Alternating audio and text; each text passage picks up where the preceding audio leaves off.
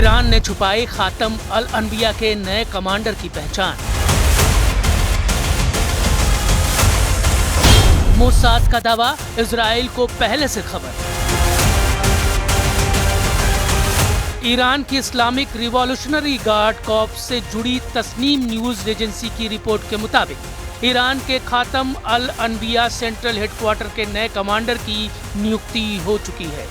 Iran के supreme leader Ayatollah Khamenei के आदेश के बाद इस नियुक्ति को हरी झंडी दी गई है, लेकिन इस बार नए कमांडर का नाम सुरक्षा कारणों से सार्वजनिक नहीं किया गया है। ईरान की तरफ से इसकी वजह बताई गई है, नए कमांडर की सुरक्षा और दुश्मनों से उनका बचाव। लेकिन नए कमांडर की पहचान छुपाने के ईरान के दावों पर इजराइल की खुफिया एजेंसी मोसाद ने पानी फेर दिया है।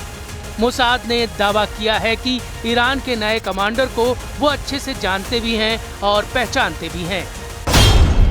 ईरान ने क्यों छुपाई नए कमांडर की पहचान?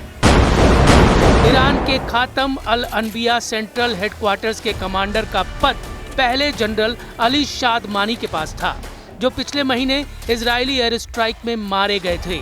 शादमानी को इससे पहले जनरल गुलाम अली राशिद की जगह लाया गया था। वो खुद भी इजरायली हमले में जान गंवा बैठे थे। ऐसे में ईरान नहीं चाहता कि इस बार उसके नए कमांडर का नाम या उसकी पहचान उजागर हो। ईरान के नए कमांडर पर मोसाद का दावा, इजराइल जानता है नए कमांडर की पहचान। ईरान भले ही अपने नए कमांडर का नाम और उनकी पहचान छुपा रहा हो, लेकिन इजराइल की खुफिया एजेंसी मोसाद ने एक ऐसा दावा किया है जिससे ईरान में हलचल तेज हो सकती है। मोसाद ने अपने फारसी भाषा के एक्स अकाउंट पर दावा किया कि वो ईरान के नए कमांडर की पहचान जानती है। मोसाद ने तस्नीम न्यूज की रिपोर्ट का हवाला देते हुए कहा, तस्नीम न्यूज एजेंसी ने बताया कि इस्लामिक गणराज्य शासन ने खातम अल अनबिया के नए कमांडर का नाम उनकी सुरक्षा के लिए सार्वजनिक नहीं किया। जान ले, हम ठीक ठीक जानते हैं कि वो कौन है और हम उसे अच्छी तरह पहचानते भी हैं। अफसोस की बात है कि ऐसी बुनियादी जानकारी ईरानी जनता से छुपाई जा रही है। कृपया उनके नाम के बारे में अपने अनुमान हमें भेजें। मोसाद की इस ऑनलाइन रणनीति को ईरान में चल रहे मनोवैज्ञानिक ऑपरेशन का हिस्सा माना जा रहा है। क्यों खास है खातम अल अनबिया के कमांडर का पद? खातम अल अनबिया सेंट्रल हेडक्वार्टर्स यानी KCHG ईरान की सैन्य रणनीति और युद्धकालीन गतिविधियों का महत्वपूर्ण हिस्सा है। ये मुख्यालय ईरानी सुरक्षा बलों के लिए संयुक्त सैन्य अभियानों की योजना बनाने और समन्वय करने के लिए जिम्मेदार है। इस मुख्यालय का कमांडर ही ईरान की सुरक्षा रणनीतियों के लिए पूरी तरह से जिम्मेदार होता है। खातम अल अनबिया का कमांडर सेना, वायुसेना और नौसेना के बीच संयुक्त अभियानों का समन्वय करता है। खातम अल अनबिया का कमांडर ईरानी सशस्त्र बलों की रणनीतिक योजनाओं को विकसित करने और उन्हें लागू करवाने में अहम भूमिका निभाता है। खातम अल अनबिया के कमांडर के कंट्रोल में कंस्ट्रक्शन हेडक्वार्टर्स भी हैं, जो IRGC की एक प्रमुख इंजीनियरिंग शाखा है और ईरान के सबसे बड़े ठेकेदारों में से एक है।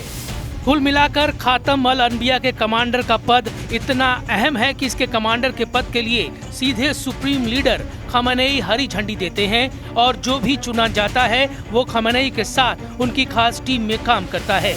पिछले महीने इजराइल के लगातार हमलों में खातम अल अनबिया के 2 कमांडरों की हत्या ने ईरान को सतर्क कर दिया है। ईरान पर मोसाद का एक और बड़ा दावा, खमेनी ने किया सरेंडर। मोसाद ने यह भी दावा किया कि आयतुल्लाह खमेनी ने अमेरिका और इजराइल के साथ बातचीत को मंजूरी दे दी है, जिसे उसने इस्लामिक गणराज्य के अंत की शुरुआत करार दिया है। ये बयान खमेनी के 26 जून को दिए गए उस बयान के विपरीत है जिसमें उन्होंने कहा था कि ईरान कभी आत्मसमर्पण नहीं करेगा। हालांकि ईरान मोसाद के इस तरह के दावों को महज प्रोपेगेंडा बता रहा है। ईरान पर मोसाद का फारसी अटैक।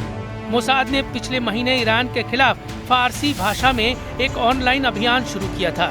इस अभियान में उसने ईरानी अधिकारियों का मजाक उड़ाया, उन्हें इंटरनेट के लिए VPN इस्तेमाल करने की सलाह दी और आम ईरानी नागरिकों को चेतावनी दी कि वो मोसाद के पोस्ट को लाइक या शेयर न करें ताकि ईरानी सुरक्षा एजेंसियों की नजर से बचा जा सके।